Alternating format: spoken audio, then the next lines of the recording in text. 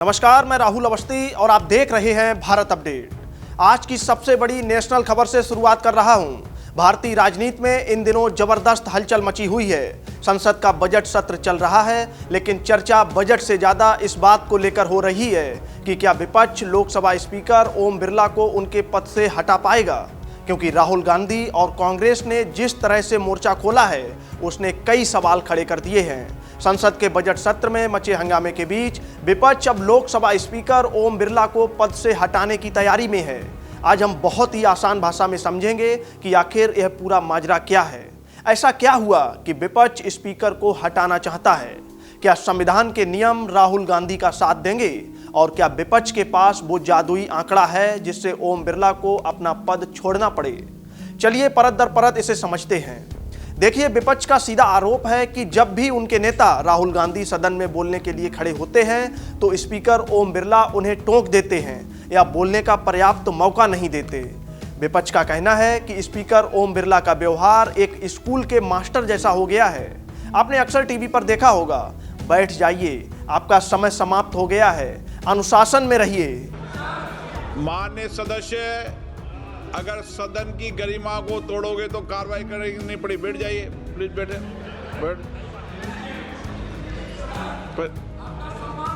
प्रश्न संख्या बस प्रश्न संख्या 1। विपक्ष का कहना है कि ये बातें उनके सांसदों के दिल में तीर की तरह चुभती हैं। इसी नाराजगी के चलते अब विपक्षी खेमे में स्पीकर के खिलाफ मोर्चा खोलने की सुगबुगाहट तेज हो गई है। चर्चा है कि विपक्ष अब लोकसभा अध्यक्ष को उनके पद से हटाने के लिए प्रस्ताव लाने की पूरी योजना बना चुका है। कांग्रेस ने तो बाकायदा इसके लिए अविश्वास प्रस्ताव लाने की घोषणा भी कर दी है। विपक्ष का कहना है कि स्पीकर साहब का व्यवहार निष्पक्ष नहीं है और वे सत्ता पक्ष यानी सरकार के हिसाब से काम कर रहे हैं। अब सवाल उठता है कि क्या ये सब इतना आसान है? क्या ओम बिरला के फैसलों से नाराज होकर कांग्रेस उन्हें वाकई हटा पाएगी? दरअसल स्पीकर ओम बिरला जिस तरह से लोकसभा चलाते हैं वो तरीका कांग्रेस को शुरू से पसंद नहीं आया। विपक्ष का आरोप है कि अपनी धाक जमाने के लिए और राहुल गांधी की आवाज को दबाने के लिए स्पीकर कड़े रुख अपनाते हैं। इसी का जवाब देने के लिए कांग्रेस ने अविश्वास प्रस्ताव का दांव खेलने का मन बनाया है। लेकिन दोस्तों, राजनीति सिर्फ आरोपों से नहीं चलती, वो चलती है नियमों और नंबरों से। तो चलिए जानते हैं कि आखिर वो नियम क्या हैं जिनके तहत स्पीकर को हटाया जा सकता है। आपको बता दें, नियम ये कहते हैं कि अगर लोकसभा स्पीकर के खिलाफ कोई प्रस्ताव लाना है तो करीब 14 दिन पहले इसकी लिखित सूचना यानी नोटिस देना पड़ता है। लेकिन यहाँ एक अलग ही पेंच है। जो बजट अभी सदन में चल रहा है उसका पहला हिस्सा 13 फरवरी को खत्म हो रहा है और दूसरा हिस्सा 9 मार्च से शुरू होगा। इसका सीधा मतलब ये है कि अगर विपक्ष आज भी नोटिस देता है तो उस पर चर्चा और वोटिंग मार्च के दूसरे चरण में ही संभव हो पाएगी। संविधान के अनुच्छेद 94 में लोकसभा स्पीकर को हटाने का जिक्र किया गया है। वैसे इसे तकनीकी भाषा में अविश्वास प्रस्ताव नहीं बल्कि motion of removal of speaker यानी अध्यक्ष को हटाने का प्रस्ताव कहा जाता है। इस प्रस्ताव को सदन में पेश करने के लिए कम से कम 50 सांसदों के साइन या समर्थन की जरूरत होती है। अब यहाँ कांग्रेस के लिए राहत की बात यह है कि उनके पास खुद के ही 90 से ज्यादा सांसद हैं, यानी प्रस्ताव को सदन में पेश करने में तो उन्हें कोई दिक्कत नहीं आने वाली है। लेकिन असली खेल तो इसके बाद शुरू होता है। प्रस्ताव आने के बाद लोकसभा में वोटिंग होती है। अब जरा आंकड़ों के गणित पर भी नजर डालते हैं, क्योंकि लोकतंत्र में सिरों की संख्या गिनी जाती है। लोकसभा में किसी भी प्रस्ताव को पास कराने के लिए साधारण बहुमत यानी 50 से ज्यादा सांसदों का समर्थन की जरूरत होती है और आज की तारीख में लोकसभा में बहुमत के लिए 272 सांसदों का साथ चाहिए। अब यहीं पर आकर विपक्ष की गाड़ी फंस जाती है। अगर हम पूरे इंडी गठबंधन को मिला भी लें तो भी उनके पास करीब 234 सांसदों का ही समर्थन है, जबकि भाजपा खुद 240 पर बैठी है और टीडीपी तथा जेडीयू के समर्थन के साथ मोदी सरकार के पास बहुमत का आंकड़ा पार है। यानी नंबर गेम को अगर देखें तो साफ पता चलता है कि विपक्ष की हार लगभग तय है। और ये बात कांग्रेस को भी बहुत अच्छे से पता है कि भाई उनके पास नंबर नहीं है। लेकिन जैसा कि मैंने कहा कि ये लड़ाई सिर्फ कुर्सी की नहीं है, ये लड़ाई संदेश देने की है। राहुल गांधी को बोलने न देने का मसला विपक्ष के लिए सबसे बड़ा इमोशनल और राजनीतिक मुद्दा बन गया है।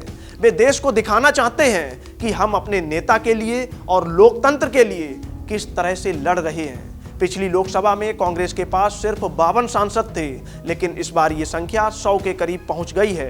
विपक्ष को लगता है कि अब उनकी ताकत बढ़ गई है, इसलिए वे सरकार को और स्पीकर को घेरने का कोई भी मौका छोड़ना नहीं चाहते। विपक्षी दलों का आरोप है कि सरकार का रवैया कभी मेल मिलाप वाला रहा ही नहीं और स्पीकर भी अक्सर सत्ताधारी दल के एक सदस्य की तरह व्यवहार करते नजर आते हैं। इसीलिए ये अविश्वास प्रस्ताव की बात उठी है। अभी तक जो खबरें मिली हैं उसके अनुसार अविश्वास प्रस्ताव की नोटिस पर 102 सांसदों के दस्तखत भी हो गए हैं, लेकिन सत्र खत्म होने में बस 2 दिन बचे हैं और इतने कम समय में नोटिस देना, उस पर बहस कराना और फिर वोटिंग करवाना नामुमकिन सा लगता है। उधर सत्ता पक्ष का अपना अलग ही रुख है। वे विपक्ष के विरोध को दरकिनार करते हुए अपने बिल पास करवा रहे हैं। सबने देखा कि कैसे जनरल नरवणे की किताब पर बहस को लेकर हंगामा हुआ। राहुल गांधी इस किताब पर बहस को लेकर अड़े रहे, लेकिन शोर शराबे के बीच सरकारी काम चलता रहा। इसी बीच स्पीकर ने कांग्रेस के 8 विपक्षी सदस्यों को सदन से बाहर भी कर दिया, जिसने आग में घी डालने का काम किया। देखिए, स्पीकर का जो पद होता है वो एक संवैधानिक गरिमा का पद होता है। माना जाता है कि वो किसी पार्टी का नहीं होता, बल्कि पूरे सदन का संरक्षक होता है। लेकिन जब भी ऐसी स्थिति बनती है तो स्पीकर के लिए भी माहौल बहुत असहज हो जाता है। विपक्ष का गुस्सा इस बात पर भी है कि भाजपा के सांसद निशिकांत दुबे ने राहुल गांधी पर जो आरोप लगाए हैं या कांग्रेस की महिला सांसदों के बारे में जो बातें कही हैं, उस पर स्पीकर ने उतनी कड़ाई नहीं दिखाई जितनी वो विपक्ष पर दिखाते हैं। संविधान की धारा 94C सांसदों को ये हक तो देती है कि वे बहुमत से अध्यक्ष को हटा सकें, लेकिन क्या विपक्ष अन्य दलों जैसे कि टीएमसी को साथ ला पाएगा? खबर तो ये भी है कि टीएमसी के सांसदों ने अभी तक इस नोटिस पर दस्तखत भी नहीं किए हैं। हालांकि सपा और डीएमके के सांसद साथ खड़े दिख रहे हैं। तो में बात वहीं आकर अटक जाती है कि समय बहुत कम बचा है और शर्तें पूरी करना मुश्किल है। लेकिन कांग्रेस इस बहाने जनता का ध्यान अपनी ओर खींचने और मोदी सरकार को घेरे में लेने का भरसक प्रयास कर रही है। भले ही ओम बिरला अपनी कुर्सी पर बने रहें, लेकिन विपक्ष उन्हें दबाव में लेने की पूरी कोशिश कर चुका है। इतिहास गवाह है कि आज तक भारत में किसी भी स्पीकर के खिलाफ ऐसा प्रस्ताव पास नहीं हो पाया है, चाहे वो 1954 में जीबी मावलंकर हो या 1987 में बलराम जाखड़। लेकिन इस बार की लड़ाई ने ये तो साफ कर दिया है कि आने वाले दिनों में संसद के भीतर की तकरार और भी तीखी होने वाली है। आपको इस पूरे मामले में क्या लगता है? क्या स्पीकर की कुर्सी बचेगी या उन्हें अपनी कुर्सी से हाथ धोना पड़ेगा? अपनी राय हमें जरूर शेयर करें। मिलते हैं एक अगली खबर में, तब तक के लिए नमस्कार।